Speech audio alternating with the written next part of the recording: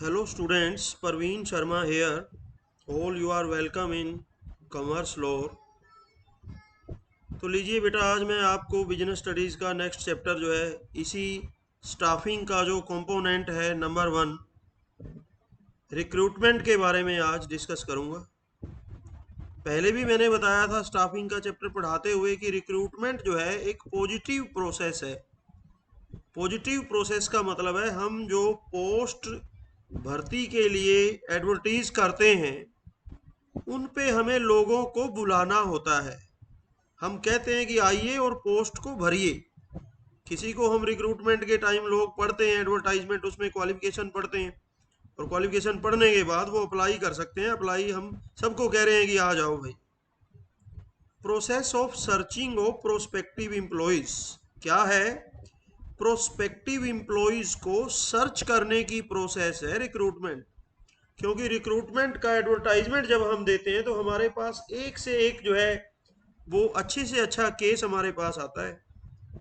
अगर किसी को पता ही नहीं, कोई एडवर्टाइजमेंट करेंगे नहीं, कोई रिक्रूटमेंट की प्रोसेस रखेंगे नहीं, तो हमारे पास कॉम्पिटिटिव जो एम्प्लॉई हैं, जो प्रोस्पेक्टिव एम्प्लॉयज हैं, वो आएंगे नहीं।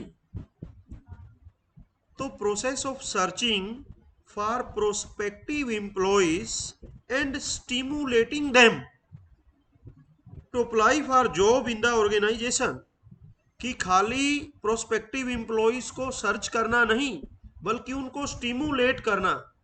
स्टिमुलेट करने का मतलब है मोटिवेट करना, प्रोत्साहित करना, उकसाना उनको कि पर्टिकुलर जॉब के लिए वो आवेदन करें। मतलब कोई पर्टिकुलर जॉब है जिस पे आप एम्प्लॉयज को अपॉइंट करना चाहते हो, उसके लिए जो प्रोस्पेक्टिव एम्प्लॉयज हैं, जो काबिल जो एम्प्लॉयज हैं, उनको स्टिमुलेट करके उस पर्टिकुलर जॉब के लिए आवेदन करवाना रिक्रूटमेंट कहलाता है, भर्ती कहलाता है। Means process of searching for prospective employees and stimulating them to apply for job in the organisation. ये ध्यान रखना है बेटा, इसको रिक्रूटमेंट कहते हैं।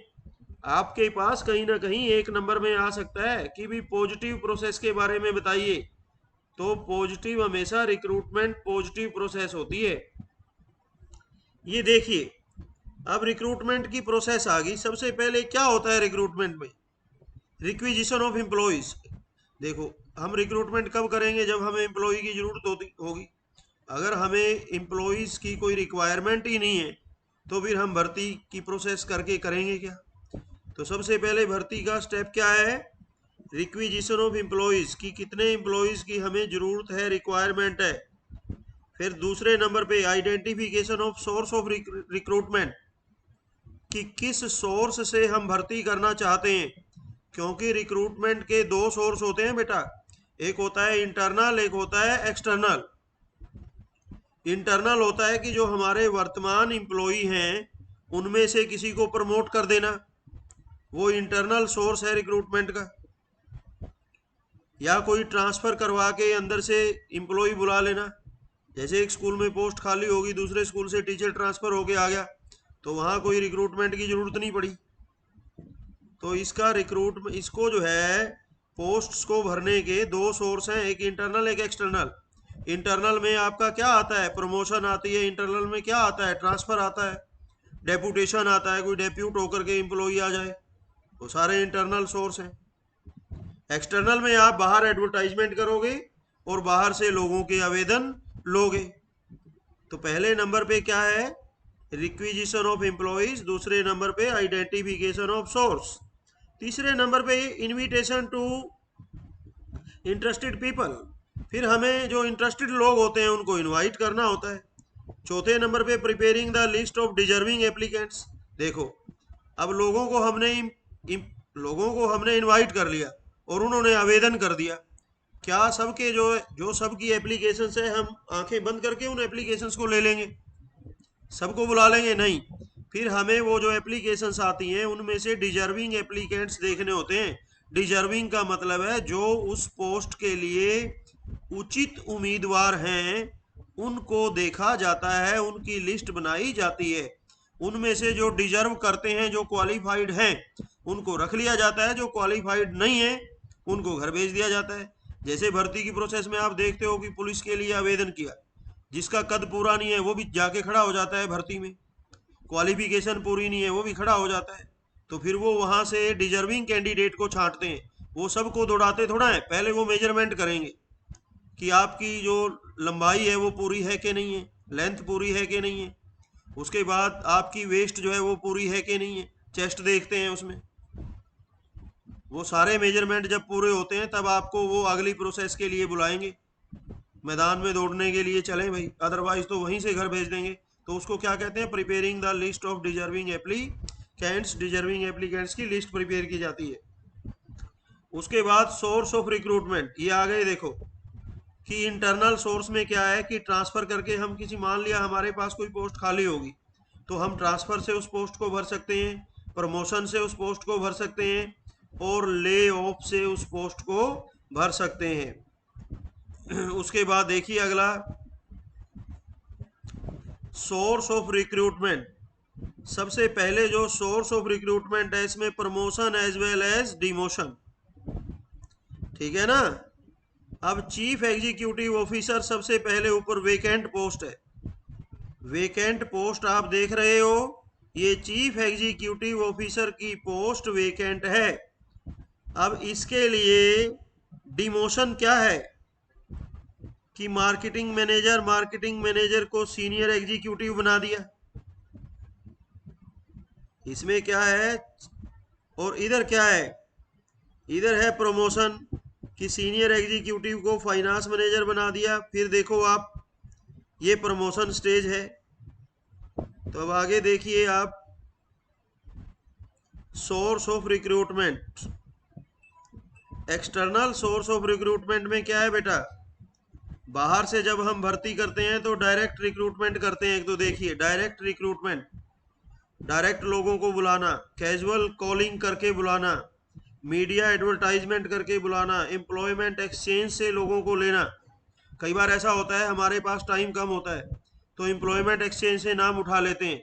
जैसे अभी देखा कोविड-19 के कारण एकदम हेल्थ डिपार्टमेंट के अंदर एम्प्लॉयज़ की ज़रूरत पड़ी, वहाँ पे 4th क्लास एम्प्लॉयज़ की ज़रूरत भी पड़ी, और क्लास 3 की भी ज़रूरत पड़ी, क्लास 2 की भी ज़रूरत पड़ी, क्लास 1 के अलावा सारे एम्प्लॉयज़ भरे वहाँ। तो अब सरकार के पास इतना टाइम नहीं था कि वो एडवर्टाइजमेंट करे, फिर लोगों को बुलाए, फिर उनको उनका टेस्ट ले, उनका इंटरव्यू ले। तो गवर्नमेंट ने क्या किया, एम्प्लॉयमेंट एक्सचेंज में जो एप्लीकेंट्स हैं उन्होंने अपने नाम ऑलरेडी जमा करवाए होते हैं, दिए होते हैं, तो वहाँ से एम्प्लॉयमेंट एक्सचेंज से नाम उठाए और उनको आवेदन कर दिया, ऑनलाइन आवेदन कर दिया कि आप आ जाइए इंटरव्यू के लिए डायरेक्ट। और वो लोग डायरेक्ट इंटरव्यू के लिए पहुँच गए और उनका सिलेक्शन हो गया और उनको काम पे लगा दिया। दूसरा है, उससे अगला है प्लेसमेंट एजेंसीज के द्वारा भी हम भर्ती कर सकते हैं।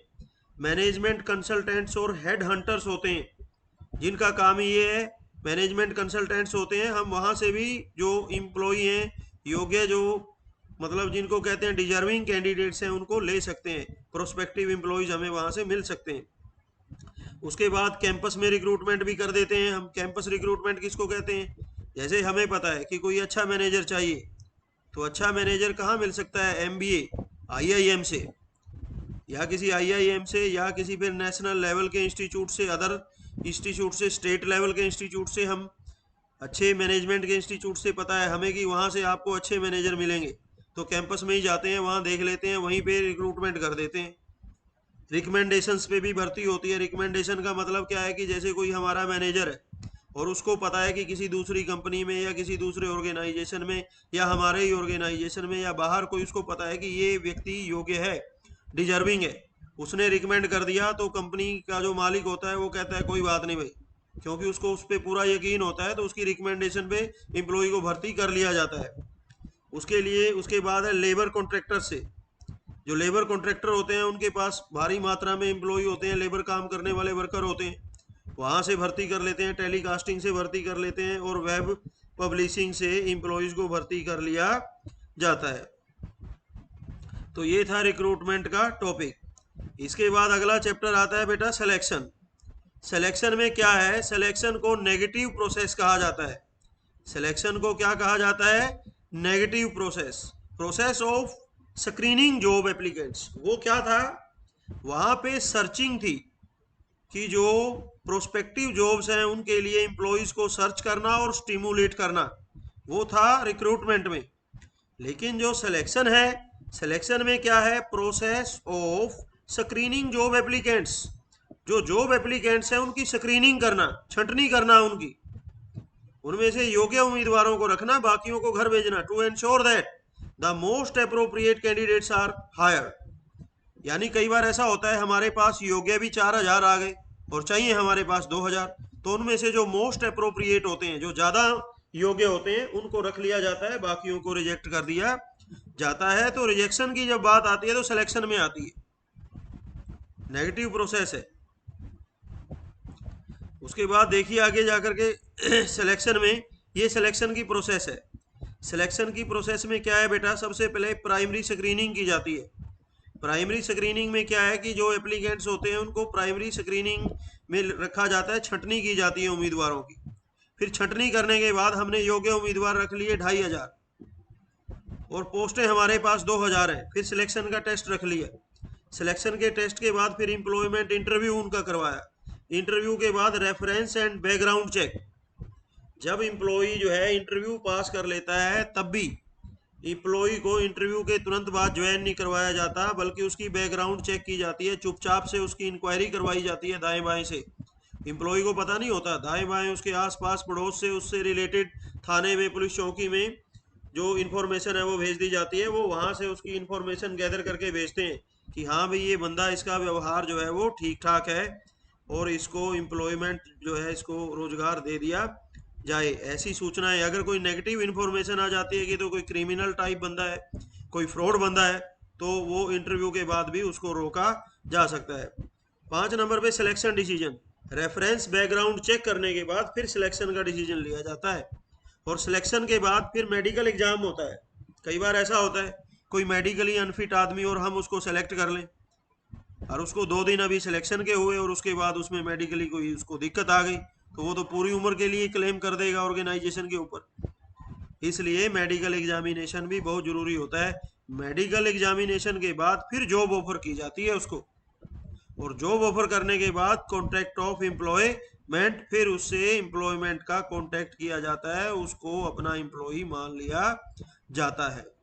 अब सिलेक्शन प्रोसेस में देखो ये आ रहा है सीधा, प्राइमरी स्क्रीनिंग में क्या है, इसकी डिटेल आ गई प्राइमरी स्क्रीनिंग की, कि प्राइमरी स्क्रीनिंग में इंटरव्यू होता है। प्राइमरी इंटरव्यू भी 2 होते हैं।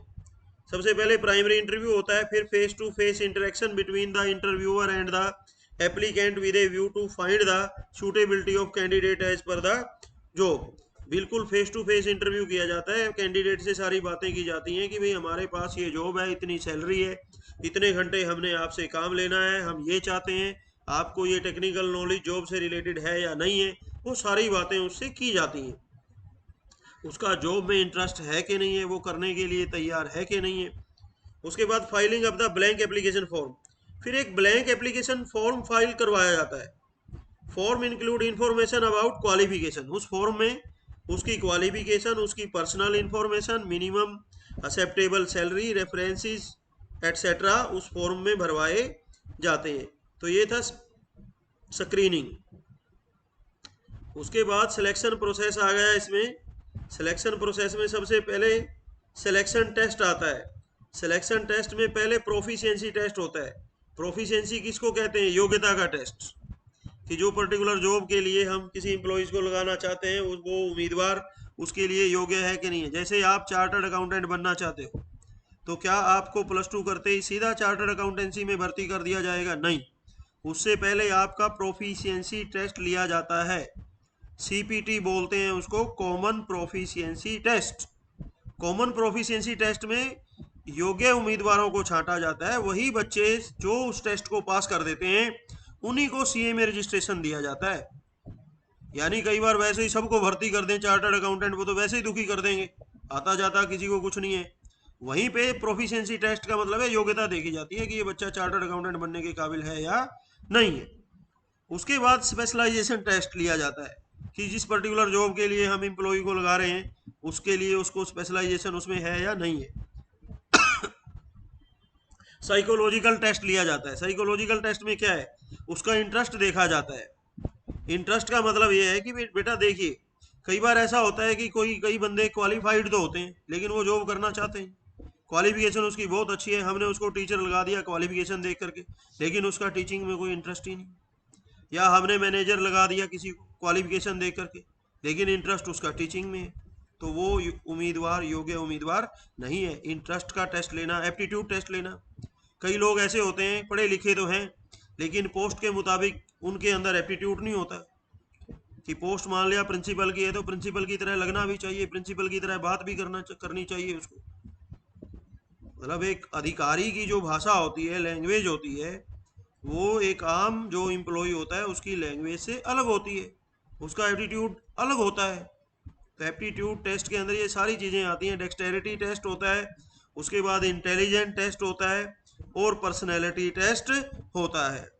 जो आईएएस अधिकारी वगैरह लगते हैं बेटा, उनमें पर्सनैलिटी टेस्ट भी होता है। अदर टेस्ट होते हैं, knowledge of language test, general knowledge का टेस्ट, ये सारे आते हैं इसके अंदर। इसके बाद अगला आया एम्प्लॉयमेंट इंटरव्यू। एम्प्लॉयमेंट इंटरव्यू दिया जाता है। फिर एम्प्लॉयमेंट इंटरव्यू का मतलब है conduct to see the looks of the candidate. पहला था प्राइमरी इंटरव्यू, अब है एम्प्लॉयमेंट इंटरव्यू। इंटरव्यू दो होते हैं, मैंने बताया था। एम्प्लॉयमेंट इंटरव्यू में क्या है, conduct to see the looks of the candidate, way of talking, his conduct and temperament, his interest, presence of mind etcetera. जैसे आईएएस का जो है इंटरव्यू होता है, उसके अंदर जो है कैंडिडेट की पर्सनैलिटी तक देखी जाती है, सब कुछ, कि ये आईएएस लगने के काबिल है भी है कि नहीं है। उसके बाद रेफरेंस एंड बैकग्राउंड चेक होता है। उसके बाद सिलेक्शन का डिसीजन लिया जाता है। फिर उसका मेडिकल एग्जामिनेशन होता है। उसके बाद उसको कैंडिडेट को जॉब ऑफर किया जाता है। फिर उसको कॉन्ट्रैक्ट ऑफ एम्प्लॉयमेंट का मतलब है, in the last a contract of employment is sine. जो एम्प्लॉयमेंट का कॉन्ट्रैक्ट है वो साइन कर दिया जाता है by both the parties, candidate के द्वारा भी और एम्प्लॉयर के द्वारा भी, विच इंक्लूड्स जॉब टाइटल, जिसके अंदर जॉब का टाइटल होता है, उसकी रिस्पॉन्सिबिलिटी होती है, date of regular service etcetera, वो सारी होती हैं। उसके बाद बेटा अगला जो चैप्टर हमारा रहेगा वो ट्रेनिंग एंड डेवलपमेंट का रहेगा। आज का हमारा जो था वो रिक्रूटमेंट और सिलेक्शन का था, तो अगला चैप्टर जो है हम अगले लेक्चर में डिस्कस करेंगे। तो आज का लेक्चर बेटे हम यहीं ऑफ करते हैं। Thank you all.